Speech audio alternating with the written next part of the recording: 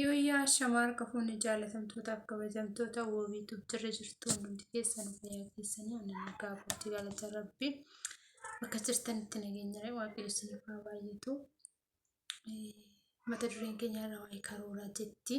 Namoonni baay'een bara haaraa kanatti karoora akkamii qabatanii karoora akkamii karoorfatanii barri 2017 karoora akkamii karoora jechuun mataan isaa maalidha? Karoora jalqabaa wanta tokko hojjechuudhaaf wanta tokko qopheessuudhaaf karoora kan jedhu fayyadamuu qabna jechuudha. Waa'ee karoorarraa itti aansinee immoo karoora sanitti bara dhufaaru kana nama baay'eedhaan karoora adda addaa qabatee kan taa'aa jiru jechuudha.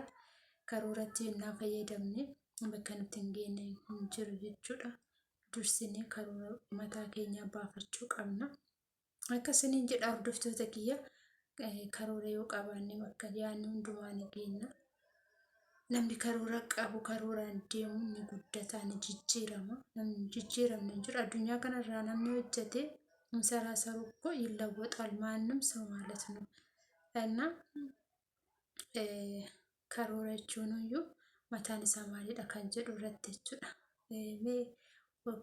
As deebinee waa'ee 2017 kana karoora akkamiitti warroonni karoora adda addaa baafattanii akkasiniin jedha. Mata dureen kiyyaarraa waa'ee karooraa jetti. Karoora tokko hojjechuudhaaf yookiin jijjiiramuudhaaf dursinee iyyuu karoora baafachuu qabna. Karoora mataa keenya karoora yoo qabaanne ni guddina ni jijjiiramna jechuudha. Wanta tokko hojjechuudhaaf dursinee karoora baafachuu qabna.